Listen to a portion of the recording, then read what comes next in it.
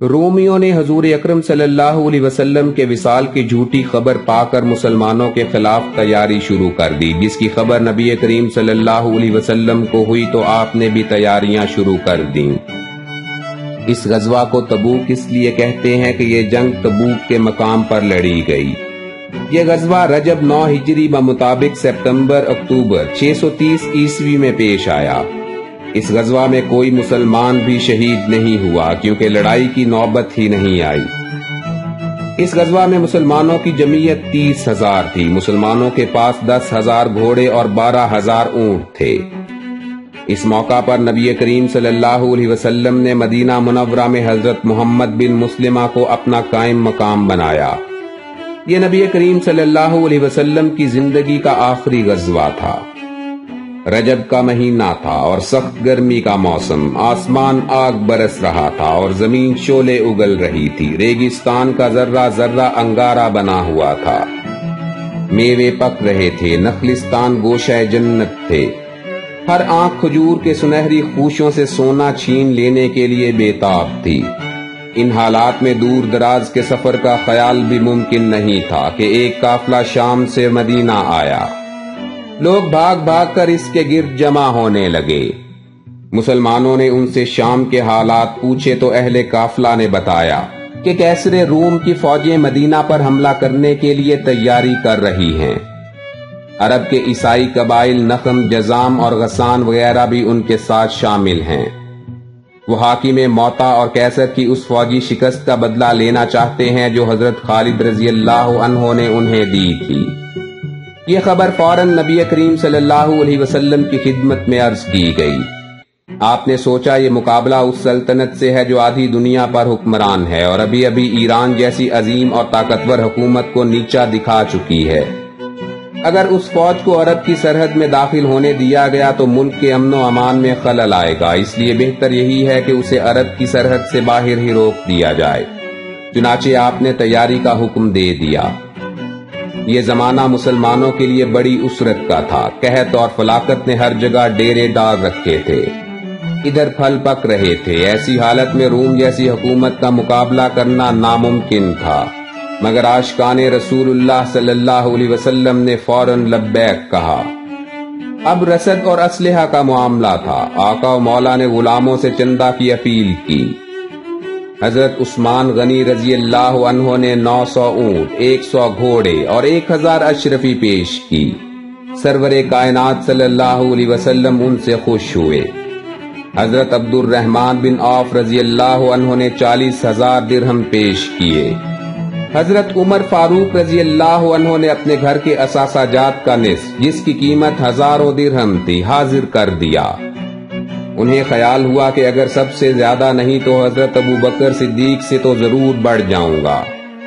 اتنے میں حضرت صدیق رضی اللہ عنہ تشریف لائے اور گھر میں جو کچھ تھا سمیٹے ہوئے لے آئے، بڑی نیاز مندی سے پیش کیا۔ نبی کریم صلی اللہ علیہ وسلم نے پوچھا، کچھ بچوں کے لیے بھی چھوڑ آئے ہو؟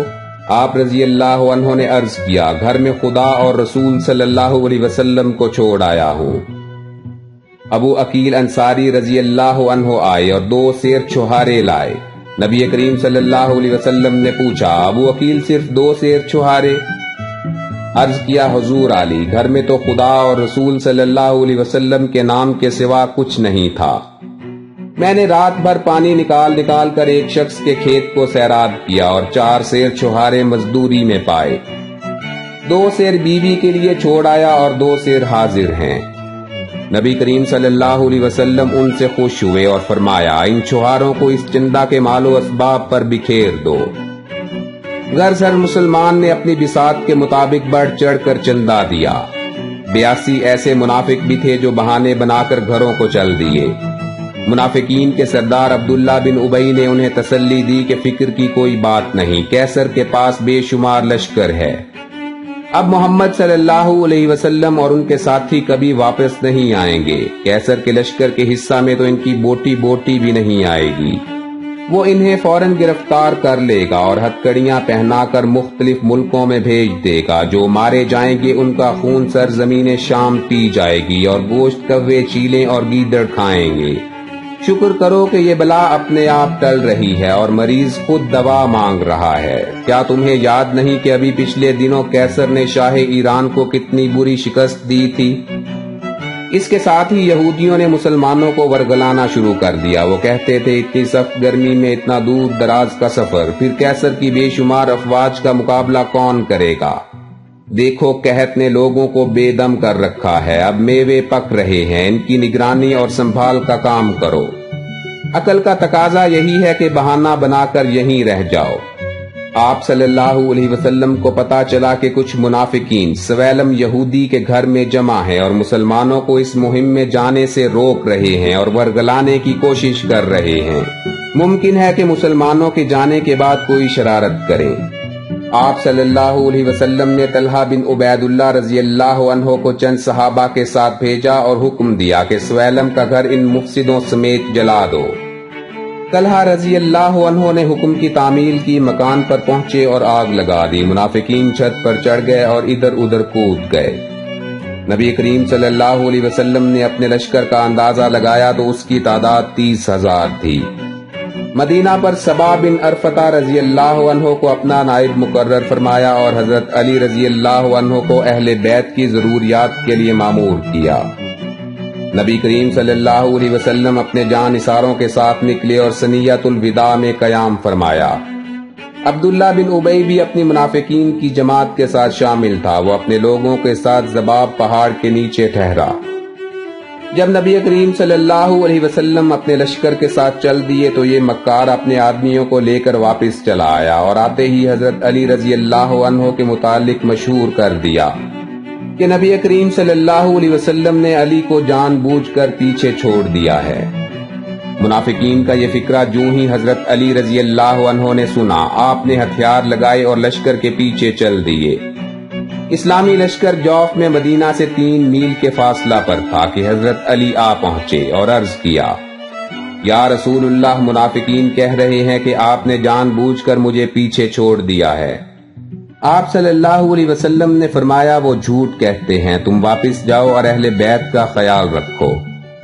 پھر فرمایا، علی کیا تم اس سے خوش نہیں کہ تم میرے اسی طرح نائب ہو جس طرح ہارون حضرت موسیٰ کے نائب تھے؟ یہ سن کر حضرت علی رضی اللہ عنہ کو تسکین ہوئی اور آپ مطمئن ہو کر مدینہ کو لوٹے۔ اسلامی لشکر اپنی منزل پر روانہ ہو گیا۔ گرمی شدت کی تھی۔ ابو خصیمہ رضی اللہ عنہ نے جانے کیا سوچا کہ واپس مدینہ چلے آئے۔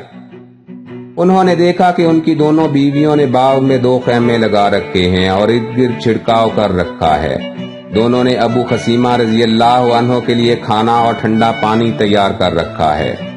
وہ بولے، رسول اللہ صلی اللہ علیہ وسلم تو دھوپ اور گرمی میں سفر کرے اور ابو خصیمہ ٹھنڈی چھاؤں میں اپنی بیویوں کے ساتھ کھانا کھائے۔ خدا کی قسم یہ کبھی نہیں ہو سکتا۔ میں رسول اللہ صلی اللہ علیہ وسلم کے ساتھ جاؤں گا۔ چنانچہ انہوں نے اپنا گھوڑا کسا اور سوار ہو کر چل دیے۔ راستے میں عمیر بن وہب ملے۔ اب دونوں چلنے لگے۔ جب تبوک کے قریب پہنچے تو ابو خصیمہ رضی اللہ عنہ نے کہا، میرا ایک گناہ ہے، میں اس کی معافی کے لیے تم سے پہلے آقا و مولا کی خدمت میں حاضر ہونا چاہتا ہوں، تم ذرا رک جاؤ۔ چنانچہ وہ رک گئے اور ابو خصیمہ لشکر کے قریب جا پہنچے۔ لوگوں نے آپ صلی اللہ علیہ وسلم کو خبر دی کہ ایک شتر سوار آ رہا ہے۔ آپ نے فرمایا، ابو خصیمہ ہوگا۔ چنانچہ جب وہ قریب آ گئے تو لوگ دوڑے ہوئے آپ صلی اللہ علیہ وسلم کی خدمت میں پہنچے اور عرض کی کہ وہ سچ مچ ابو خصیمہ ہے۔ ابو خصیمہ حضور صلی اللہ علیہ وسلم کے پاس آ کر اونٹ سے اترے تو آپ صلی اللہ علیہ وسلم نے فرمایا، ابو خصیمہ تم تو ہلاکت کے قریب ہو گئے تھے۔ ابو خصیمہ نے سارا واقعہ بیان کیا تو آپ نے انہیں دعا دی۔ جب آپ مقام حجر میں پہنچے تو وہیں قیام فرمایا اور فرمایا کہ اس کنویں کا پانی نہ پیو، نہ اس سے وضو کرو، نہ آٹا گوندو۔ اگر کسی نے گوند لیا ہے تو اونٹ کو کھلا دو، کیونکہ یہ مقام قوم سمود کا مرکز تھا جسے خدا نے اپنے عذاب سے تباہ کیا۔ یہ بھی یاد رکھو کہ رات کے وقت کوئی شخص اکیلا لشکر گاہ سے باہر نہ نکلے۔ یہ فرمان سب نے سن لیا اور اسی پر کار بند ہو گئے۔ بنو سعدہ کے 2 آدمی ایسے تھے جنہوں نے اس حکم پر عمل نہ کیا۔ ان میں سے ایک قضائے حاجت کے لیے اور دوسرا اونٹ کی تلاش میں نکلا۔ پہلے کو خناق ہو گیا اور دوسرے کو ہوا نے اڑا کر دور پھینک دیا۔ خناق والا تو آپ صلی اللہ علیہ وسلم کی دعا سے فوراً شفا یاب ہو گیا، مگر ہوا میں اڑنے والا آپ صلی اللہ علیہ وسلم کے واپس مدینہ آنے کے بعد حاضر ہوا اور آپ کی دعا سے ٹھیک ہو گیا۔ پھر آپ حجر سے چلے تو اپنا چہرہ مبارک ڈھانپ لیا اور اونٹنی کی رفتار کو تیز کر دیا اور فرمایا کہ یہ مغضوب لوگوں کا مقام ہے، تم ہمیشہ خدا سے ڈرتے رہنا۔ آخر نہ گرمی کم ہوئی نہ اس کے مصائب میں فرق پڑا۔ تبوک کے مقام پر آپ صلی اللہ علیہ وسلم نے اپنا لشکر اتارا۔ یہیں یوحنا حاکم اعلیٰ حاضر ہوا اور جزیہ پر صلح کر لی۔ اہل جربا اور اہل عذرا بھی آئے اور جزیہ دینا قبول کر لیا۔ آپ نے یوحنا کو یہ تحریر لکھی، بسم اللہ الرحمن الرحیم۔ یہ تحریر امن کی ضامن ہے جو اللہ اور محمد صلی اللہ علیہ وسلم کی طرف سے یوحنا بن روبا اور اہل ایلا کے لیے ان کے بحری قافلوں اور بحری تجارتی جہازوں کی حفاظت کی غرض سے مرتب ہوئی ہے۔ ان کے لیے اللہ اور اللہ کے نبی کی حفاظت کا ذمہ ہے، اور ان اہل شام اور اہل بحر کے لیے بھی جو ان کے ساتھ ہوں گے۔ لیکن ان میں سے جو شخص بھی معاہدہ کی خلاف ورزی کرے گا تو اس کا مال اور اس کی جان بچانے میں کوئی حائل نہیں ہوگا، اور ہر اس شخص کے لیے حلال ہوگا جو اسے پکڑ لے گا۔ یہ جائز نہیں ہوگا کہ ہمارے آدمیوں کو کسی بھی چشمے سے جس پر جا کر وہ پانی حاصل کرنا چاہیں یا کسی بھی بری یا بحری راستے سے جس پر وہ چلنا چاہیں روکا جائے۔ رات نے ہر طرف اپنی تاریکی پھیلا دی، چاند اس اندھیرے میں اجالا کرنے کے لیے کوشاں تھا۔ ستارے نیموا آنکھوں سے نیند کی غنودگی کا مزہ لے رہے تھے۔ دن بھر کی جھلسی ہوئی ریت جگر میں ٹھنڈک محسوس کر رہی تھی۔ اہل ایمان عشاء کی نماز پڑھ چکے تھے اور اب یہ زمین کے سیارے نیند کے مارے آغوش خواب کا لطف اٹھا رہے تھے۔ نبی کریم صلی اللہ علیہ وسلم نے حضرت خالد بن ولید کو بلایا اور حکم دیا کہ دوما پر بڑھو۔ یہ ایک بڑا مضبوط قلعہ تھا جس کا حاکم عقیدر بن عبد الملک تھا۔ اس کی بہادری اور شہزوری کے قصے مشہور تھے۔ عیسائی دنیا کو اس کی شجاعت پر ناز تھا۔ نبی کریم صلی اللہ علیہ وسلم نے فرمایا، خالد تمہیں قلعہ کی دیواریں توڑنے کی ضرورت نہیں پڑے گی۔ عقیدر جنگل میں شکار کھیلتا ہوا ملے گا، اسے گرفتار کرنا تمہارا کام ہوگا۔ خالد رضی اللہ عنہ نے آقا کا حکم سنا، السلام علیکم کہا اور دوما کی طرف چل دیا۔ آقا نے دعا دی اور خدا حافظ کہا۔ خالد رضی اللہ عنہ چلتے گئے۔ چاندنی رات صحرا میں چاندنی بکھیر رہی تھی۔ ریت کے ذرے مسکراتے ہوئے معلوم ہوتے تھے۔ دور سے عقیدر کا قلعہ صحرا میں پہاڑ کی طرح نظر آ رہا تھا۔ عقیدر اپنی بیوی کے ساتھ قلعہ کی چھت پر بیٹھا چاندنی کا لطف اٹھا رہا تھا کہ ایک نیل گائے آئی اور قلعہ کے دروازے کو اپنے سینگوں سے کھٹکھٹانے لگی۔ میاں بیوی نے چھت پر سے دیکھا۔ چاندنی رات میں پلی ہوئی نیل گائے دیکھ کر عقیدر رہ نہ سکا، گھوڑے پر زین کسوایا، کچھ دوستوں کو ساتھ لیا اور شکار کے لیے صحرا کی چاندنی میں گھس گیا۔ عقیدر کا بھائی حسان بھی شکار کے کھیل سے لطف اندوز ہونے کے لیے ساتھ چل دیا۔ قلعہ کا دروازہ کھلتے ہی نیل گائے جنگل کی طرف بھاگی۔ عقیدر اپنے بھائی اور ساتھیوں کے ساتھ اس کے پیچھے گھوڑا دوڑانے لگا۔ نیل گائے کبھی ایک طرف کو نکل جاتی اور کبھی دوسری طرف کو بھاگ جاتی۔ شکار کا لطف آ رہا تھا کہ خالد رضی اللہ عنہ کے سپاہیوں نے انہیں للکارا۔ اپنے علاقہ میں عقیدر کو ٹوکنے والا کون تھا؟ عقیدر بڑبڑایا، غصہ سے سخت تل ملایا، پات کیے بغیر تلوار نکال کر حملہ آور ہوا۔ اس کے ساتھیوں نے بھی اس کی مدد کی اور دم بھر میں ایک نیا کھیل شروع ہو گیا۔ شکار بھول گیا، نیل گائے بھاگ گئی، نئے شکاری اسے اپنا شکار سمجھ رہے تھے۔ عقیدر کا بھائی حسان مارا گیا اور عقیدر گرفتار ہو گیا۔